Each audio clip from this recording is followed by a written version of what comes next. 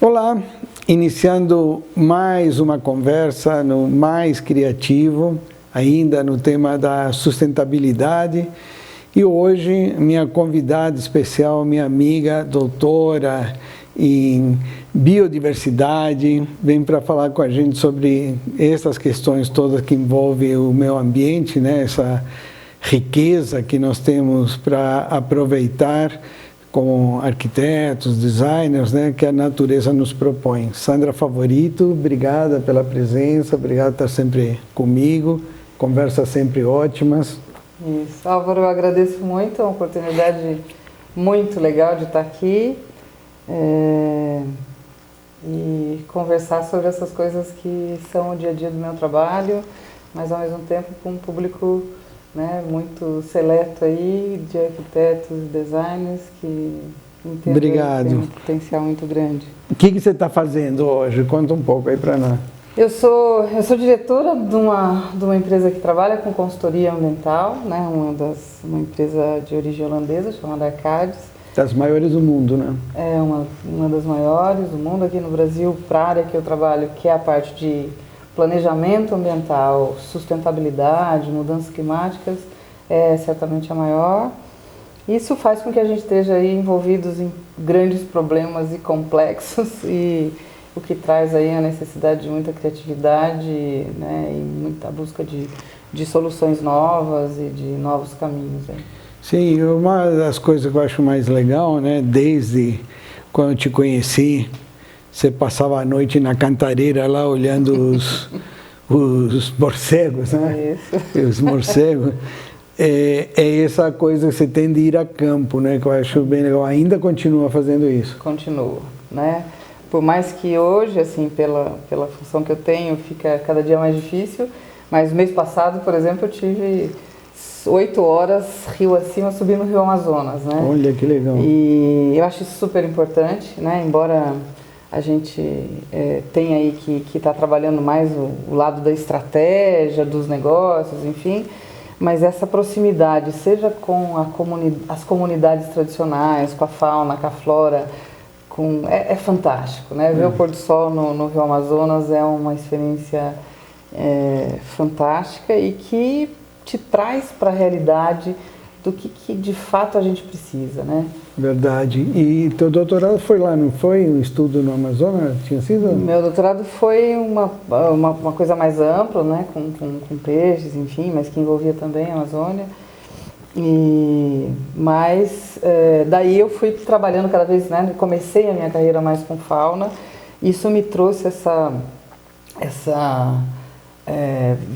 sensação do quanto é que a biodiversidade ela é muito pouco conhecida, quer dizer, mesmo basicamente, quer dizer, espécies novas são descritas a todo momento, mas mais do que isso, Álvaro, acho que tem assim o conhecer a forma de conservar essas áreas de floresta, essas áreas de cerrado e como usar isso, né? Acima de tudo, como usar isso de uma forma de fato sustentável. Porque tem isso, né, de que puxa, só numa resposta é tanta coisa que eu vou até mudar a pergunta, porque realmente são 3 coisas importantes que você falou.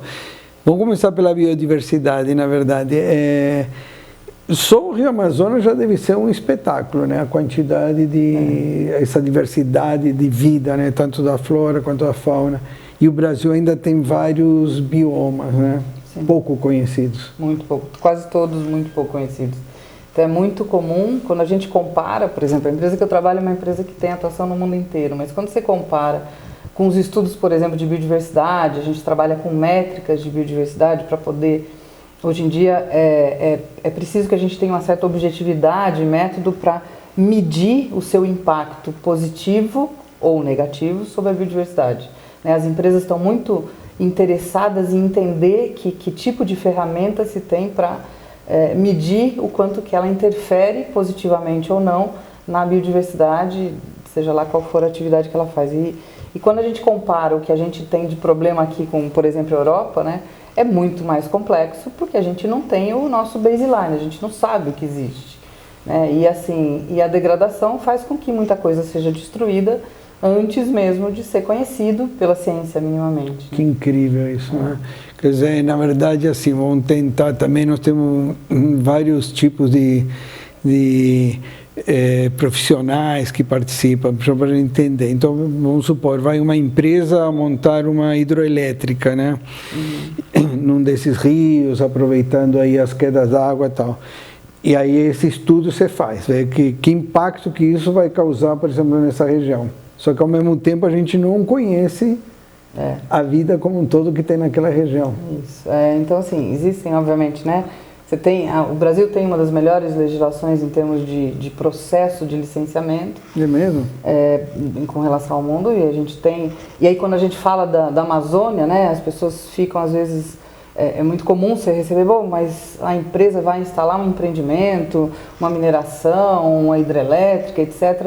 Ela vai estar destruindo. O grande problema da Amazônia não é quem passa pelo processo de licenciamento ambiental, que consegue estudar e é monitorado durante todo o processo construtivo. O grande problema é quando não existe, né, quando nenhum processo de licenciamento, são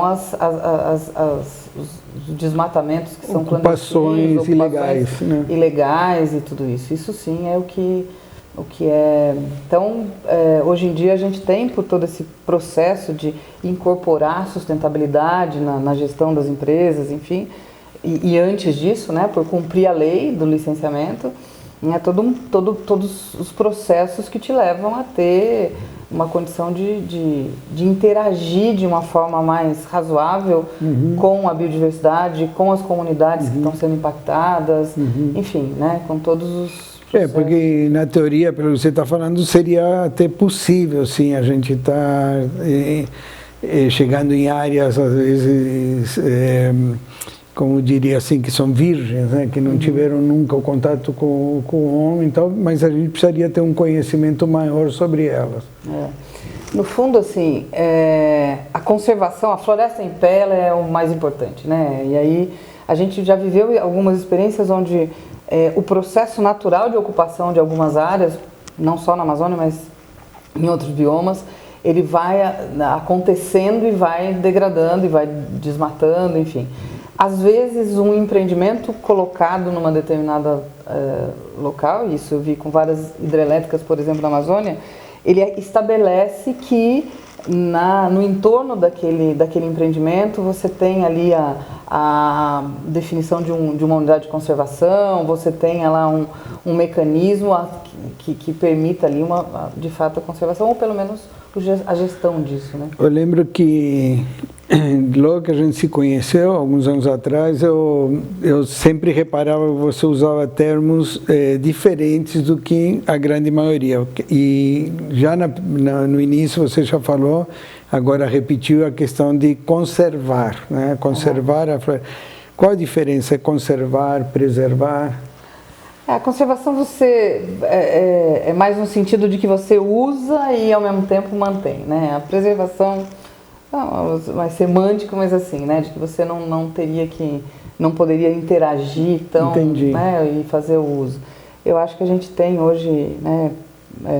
E deve fazer isso, quer dizer, a biodiversidade, o uso, os biomas, as áreas que a gente tem, mesmo as áreas naturais, elas precisam, tem seus mecanismos próprios, né? A gente consegue compreender um pouco melhor onde a gente tem que ter um uso mais restrito, onde a gente pode ter um uso mais interativo, com mais atividades acontecendo, mas o mais importante é que a gente tenha gestão sobre isso, né? O grande problema da devastação desses biomas é a falta de governo, é a falta de gestão, é a coisa acontecendo sem que haja controle, né? Ilegalmente, enfim. Isso.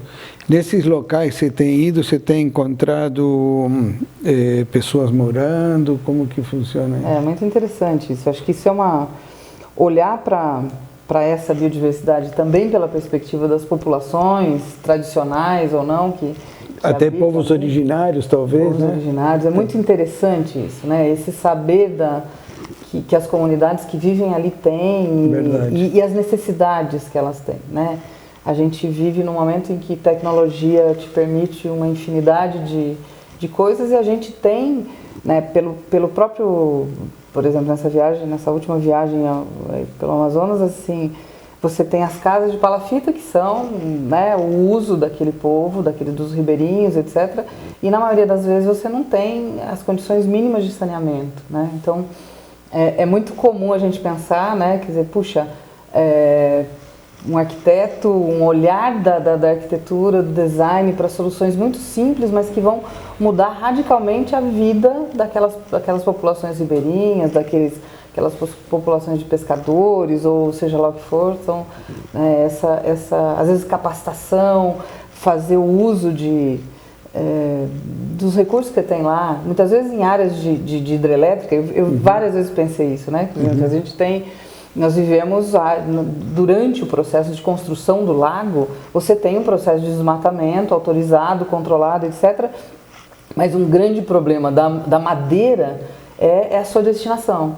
E assim, eram árvores que podiam ter um uso, obviamente, mais convencional, né, de madeira, mas também, muitas vezes, eram espécies muito interessantes para serem trabalhadas por um design, num, né, móvel diferente, um objeto de decoração.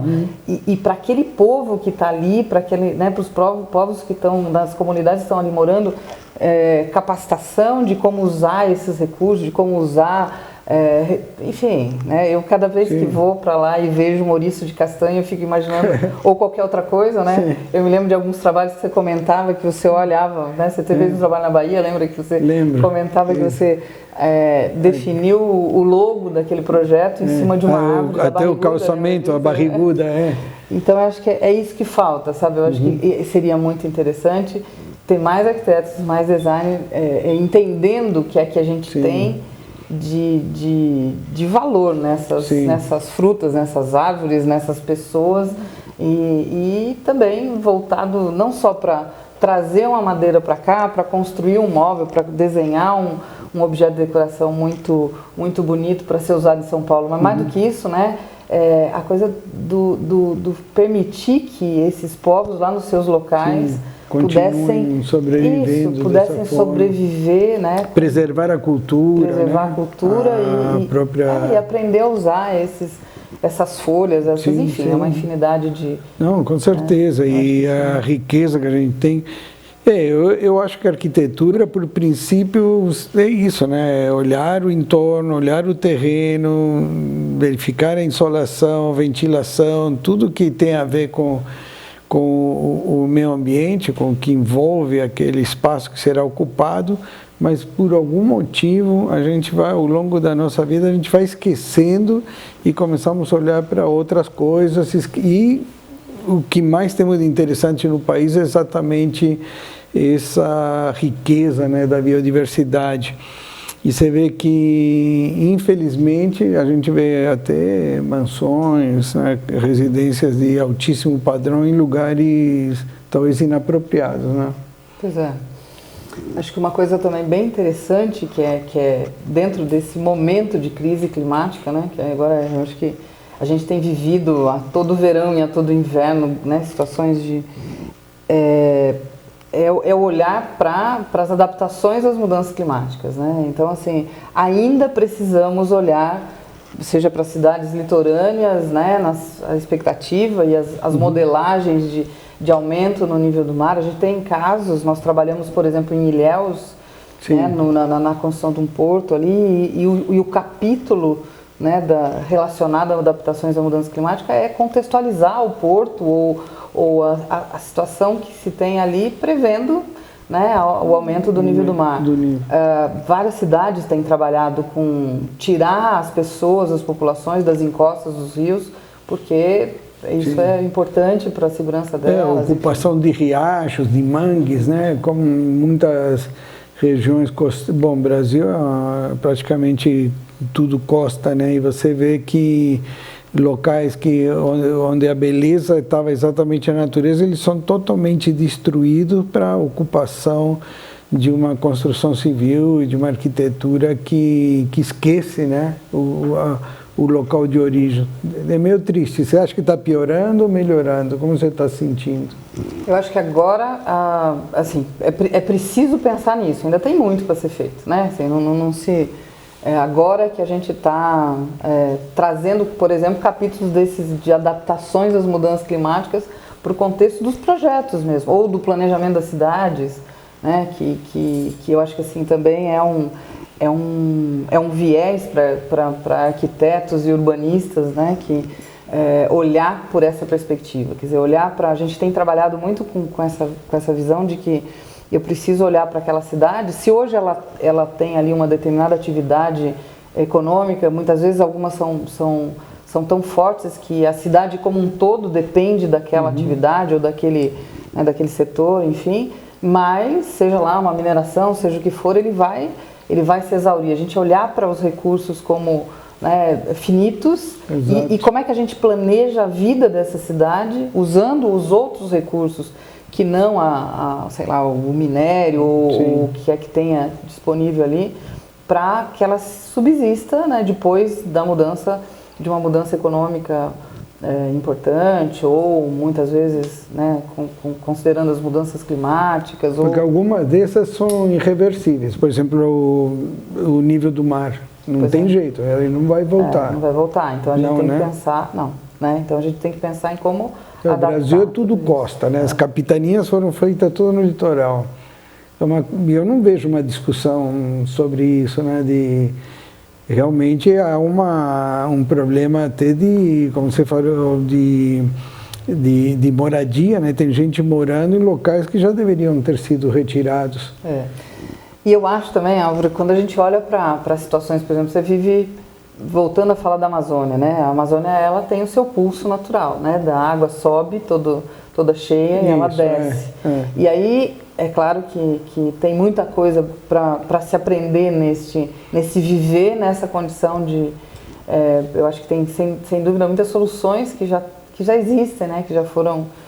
essas comunidades ribeirinhas, por exemplo, vivem com essa diferença que podia ser aproveitada em outros lugares, né? Eu acho que tem muito aí para aprender nessa... É verdade, isso é bem teu. Eu lembro que quando a gente era jovem e lecionava, o pessoal falava para mim, olha, a Sandra, ela navega em toda... Porque naquela época, né, você lembra, as universidades eram muito de guetos, né? Então estava lá o pessoal da medicina, o pessoal do direito, cada um da engenharia, da arquitetura... E você navegava por todos. E eu sempre falava, porque ela é da biodiversidade. A gente fala tanto hoje nessa coisa do respeito às diversidades, mas a gente não aprende, né? Que é tão grande, tão complexo. E você aprendeu bem isso. Por isso você está sempre buscando o que aquela vida aprendeu ali e como que a gente pode trazer para a gente, né? Eu acho que assim, volto a dizer assim, cada vez que eu vou para um projeto como esse, que você vê madeira que pode ser usada, eu fico imaginando como que trazendo um design para tratar aquilo, um arquiteto para repensar aquilo, né? Eu fico pensando que assim, às vezes os biólogos não têm o ferramental, né, intelectual que a arquitetura, que o design tem. Para aproveitar isso. Tem tanto problema para ser resolvido e tanta coisa interessante para ser aproveitada. Né? Não, como você está falando, e a experiência própria da natureza, os recursos naturais em volta da gente utilizar, em vez de querer usar os mesmos materiais para tudo, né? Você estava comentando do edifício que capta água pluvial, né? Simulando um formigueiro, ou do cupim? Do cupim, em Zibal, ele tem, para refrigeração, tem um sistema de canais ou de tubulação que refrigera o edifício como um todo, né? Exato. A história lá enfim, são exemplos clássicos, enfim, mas é olhar para a natureza, porque ela já inventou uma fórmula para resolver alguns problemas, né? Da estrutura do ninho, né? Que foi usado no estádio lá na China. Na China, né? E coisas como essas que assim, que são... Sim, que a gente chama de bioarquitetura e biônica, enfim, estudar a natureza, ver a inteligência que ela teve para se virar naquele local, continuar existindo e propor soluções em cima disso. Eu acho que o Brasil tinha que ser referência nisso. E mesmo coisas assim, dentro da cidade de São Paulo, né? Eu tenho um amigo que mora em Pinheiros, ele virou e mexeu, ele publica lá nas suas redes sociais, puxa, tem aqui a árvore tal, que é da Mata Atlântica, que está florida, ou que está... Tem uma tendência, eu acho que essa entender onde nós estamos vivendo, quer dizer, mesmo uma cidade como São Paulo, isto é dentro da Mata Atlântica. Então, se eu tenho, ao invés de usar uma árvore, uma planta, né, introduzida, existe uma diversidade de espécies que pode ser usada aí seja para paisagismo, seja para de uma forma tão rica, né? É claro que é mais difícil, mas isso traria uma contextualização, né, de colocar no ambiente de fato, né, de resgatar um pouco de onde é que a gente estava, né, antes de virar essa metrópole. E não tanto tempo atrás. Esse fim de semana eu estava com um amigo vizinho, um senhor que estava me falando, 70 anos atrás ele pescava aqui, pertinho aqui na água espraiada, e aqui em Moema, também na Iraê, com a Inhamicá, ele costumava ir pescar lá, e hoje isso sumiu.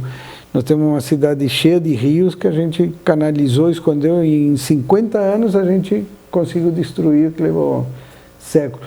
Dá para reverter, não dá? Isso, acho que sim, né? A gente vê na Europa, né? Eu fui, há pouco tempo conheci onde nasceram lá meus avós, enfim, e você vê, quer dizer, os rios atravessam grandes cidades e tem peixe, tem vida, né? Então mas é preciso ter essa sensibilidade, e não buscar sempre vamos canalizar, que é mais fácil. Eu acho que tem, né, uma série de alternativas que precisariam ser aí utilizadas. Eu acho que parte muito também a gente sempre fala assim, todo mundo fala da importância da sustentabilidade, mas a gente não percebe até não sofrer mesmo com a falta dela, né, com o insustentável. Eu acho que um grande exemplo foi Seul. Não sei se você teve a oportunidade de ir para lá. Não. Para Seul. Também não, eu quero ir agora. A cidade revitalizou todos os rios, trouxe o rio de volta na cidade. A céu aberto, tem a vida de volta, o peixe, a mata. E a atração mais interessante que teve foi que trouxe o mercado de luxo. As marcas de luxo sentiram que é ali que tem que estar, entendeu? Então eu acho que de alguma forma as grandes marcas, estas empresas, né, que ditam um pouco tendências, tal, estão sentindo que chegou o momento a gente ajudar os outros a entender e perceber isso também.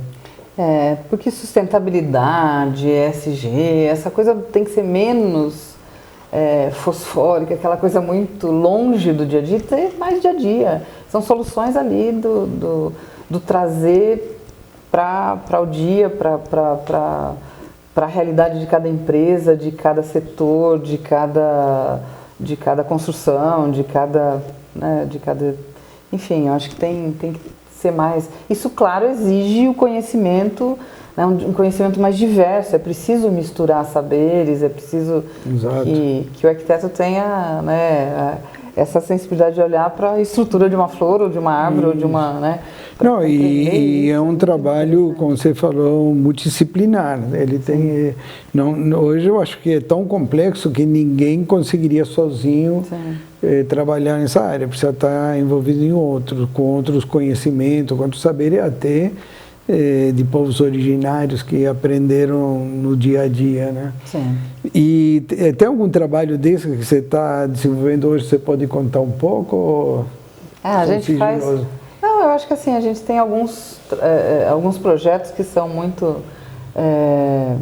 icônicos. Teve um que você contou que eu achei muito interessante, que você conseguiu envolver toda a cidade no trabalho, que além de um trabalho de campo e pesquisa, acabou sendo quase que um trabalho social, que você precisava de gente voluntária para te ajudar. Nós tivemos um trabalho... Onde foi isso? Foi em 55 municípios de Minas Gerais. A gente tinha uma legislação ambiental em Minas, sofreu uma alteração há 2 anos atrás, e todas as áreas de influência das barragens de mineração precisavam ter um estudo de fauna, de flora e de vários outros assuntos ali, outros temas, né, para que elas pudessem ter uma gestão melhor sobre isso. E foi, de fato, um trabalho muito interessante.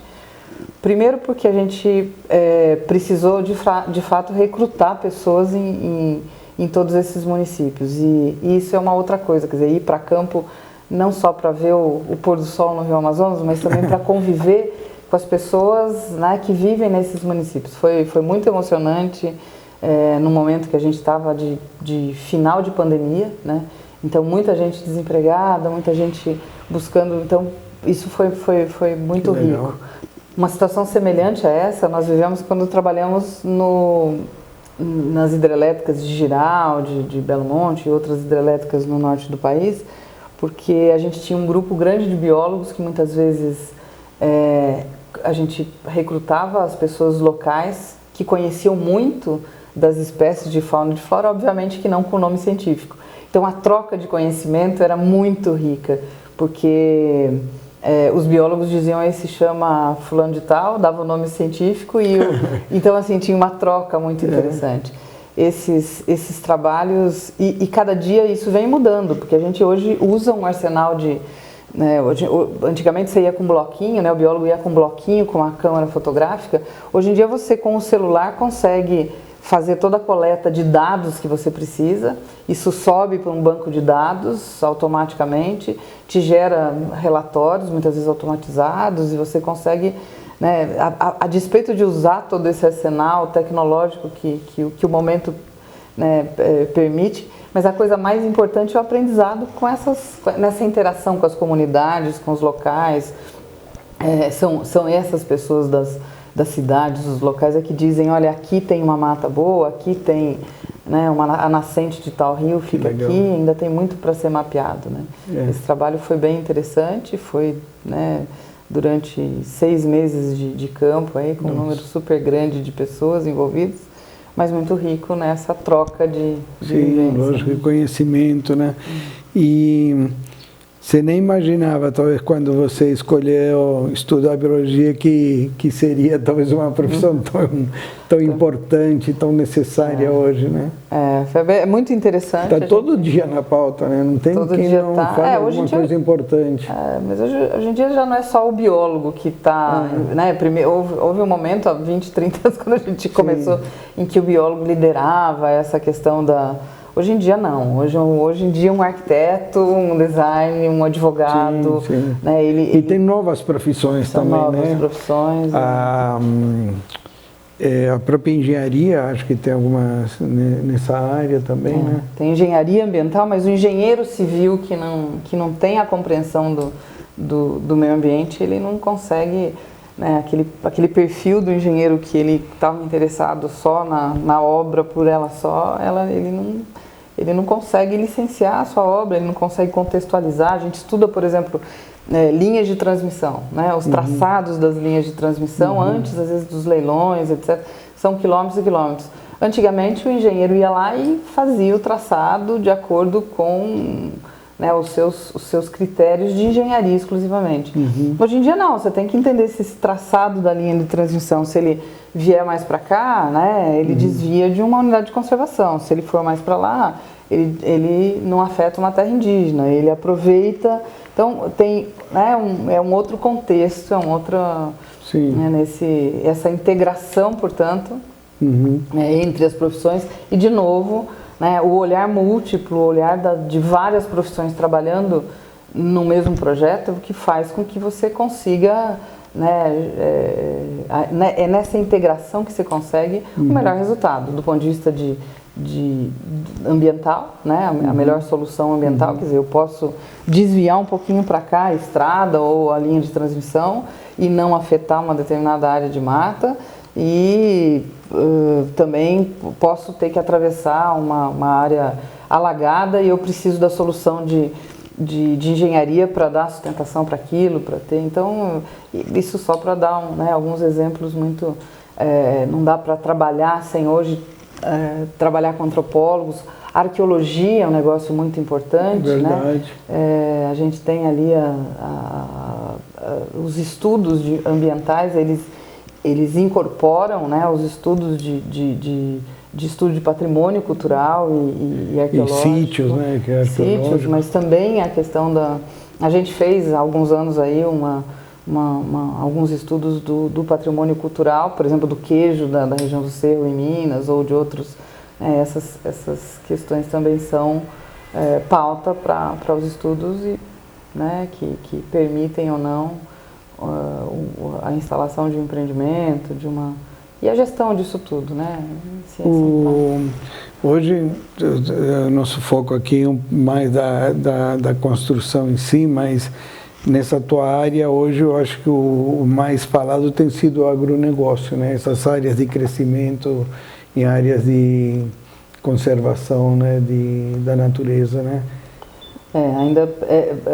Usar a tecnologia para se aproveitar melhor de cada área para evitar o desmatamento, mas é bem interessante que várias empresas, sejam elas do setor de agronegócio ou de qualquer outro setor, de adquirir áreas de mata e preservar a mata em pé tal qual está, né?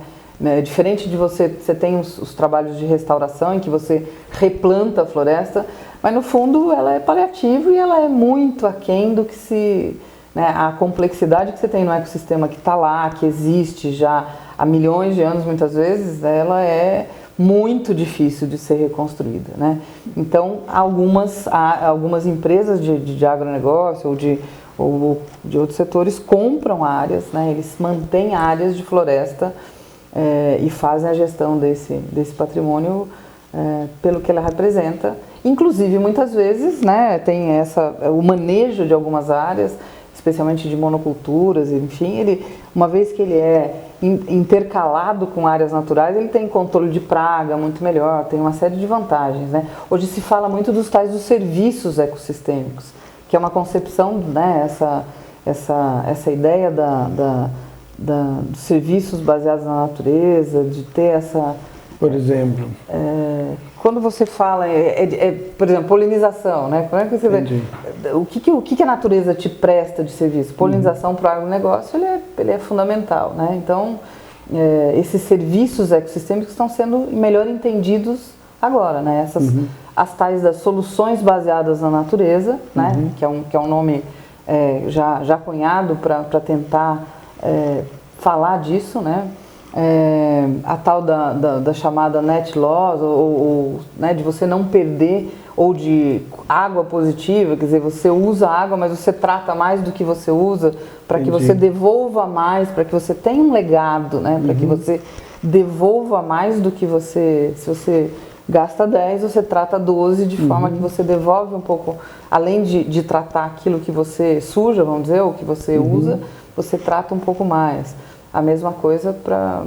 E esse é o contexto que, né, a perda da biodiversidade, né, se você tem muitas vezes, como eu estava comentando das hidrelétricas, que desmatar uma determinada área, que fazer a supressão vegetal, como se diz, você também pode adquirir uma outra área ou aumentar, por exemplo, a delimitação de uma unidade de conservação vizinha ou próxima, de forma que você faça as compensações, sejam elas compensações legais, inerentes ao processo de licenciamento, ou muitas vezes o que está acontecendo agora é que a gente tem situações em que o empreendedor ele vai para além daquilo que é a obrigação da compensação da área que ele teve que suprimir, né?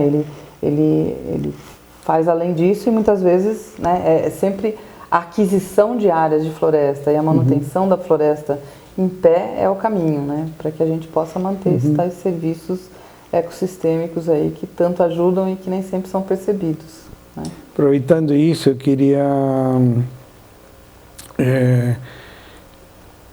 você estava falando da compensação, né? Eu queria trazer isso para a cidade de São Paulo. Tem muitos empreendimentos que acabam cortando as árvores. A maior discussão hoje está sendo esse problema entre a fiação, as árvores, os cortes, as podas, né, e plantios que às vezes são, como você está falando, em locais vizinhos, mas para São Paulo esse vizinho é você ficar com a calçada às vezes sem árvore, né? O que você acha disso? é esse o caminho mesmo? Porque, pelo que eu estou vendo, as árvores, as poucas que nós temos, elas são antigas, elas estão sofrendo, elas estão caindo e tal. Principalmente esse confronto com a fiação, né? É, muito hostil, né? Muito... Agora, acho que a tendência é que esses fios saiam tudo, entrem para baixo da terra, né? Os fios, casos, né? Já deveria ter ido, né? Há muito tempo. Eu tenho perto de casa, você olha para aquele bolo de fio, não tem muito sentido, né? Mas eu acho que também tem essa questão da escolha, né? Das espécies que melhor... e acho que pensar em praças, em outras situações que não... Né? Ou que as calçadas sejam mais... permitam, né, a permeabilidade de puxar. Quer dizer, hoje em dia o que a gente fez, né? A gente cimentou tudo e aí o que acaba acontecendo? Claro, né, a água da chuva vai se concentrar, né, porque ela vai escoar e não vai ser absorvida. Então, essas soluções são, né, de permitir com que o solo consiga, de forma distribuída, né, permitir que os lençóis freáticos sejam reabastecidos, né, e aí é plantio de árvore e uma condição mais adequada de solo e certamente, né, sem os fios. Outra coisa que eu lembro, uma vez você fez uma palestra para uma das turmas lá de arquitetura da gente, que você comentou um negócio que eles ficaram realmente admirados, e é incrível como nós, como cidadãos, acaba esquecendo. Todo mundo se sente mais seguro quando coloca aqueles postes de luz alto, né, com forte iluminação, só que está acima da árvore, né, ela atrapalha uma vida na árvore à noite também, né? Existe uma fauna ali que precisa dormir também, não é? Os passarinhos, né? A gente aqui os nossos passarinhos agora em época de reprodução, agora que começa setembro e tal, é uma cantorinha de sabiá e de outros bichos aí, nos horários que não tem muito sentido, né? Que no mato, porque claro, ele tá, né, sendo influenciado por isso. É bom que a gente ainda tem algumas espécies que conseguem se adaptar ao ambiente urbano, mas certamente, né, essa questão da iluminação também é um problema, porque você tem, por outro lado, a questão de segurança e, enfim... Mas eu acho que às vezes uma iluminação mais baixa, diferente, seria mais humana, mais agradável e falta, né? E aí volta de novo essa coisa, existe alguém pensando na iluminação, como existe alguém pensando no trânsito, mas não na mobilidade, enfim, falta essa coisa de um olhar, de uma relação melhor entre o homem e a natureza, mesmo numa cidade como São Paulo, né? Sem dúvida, né? A questão da iluminação, só quando está alguém passando, você tem movimento, sensor de movimento, são coisas muito simples, né? Que eu acho que é muito isso, eu acho que é esse olhar do arquiteto, do urbanista, do design para o contexto da natureza, ainda que num ambiente já bastante alterado, como é o caso de São Paulo, né? Muito bom. Então, Sandra, queria te agradecer, como sempre, muito bom. Vamos ter que fazer outros, né, para complementar. Eu não sei se você já leu. Não? Então, tá bom. Então, estou te presenteando com o livro de Leonardo Boff.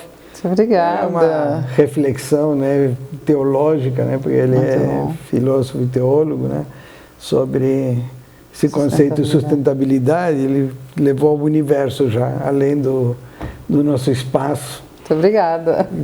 Espero que você volte sempre. Muito obrigado, bom. Viu? Muito bom. Muito obrigada.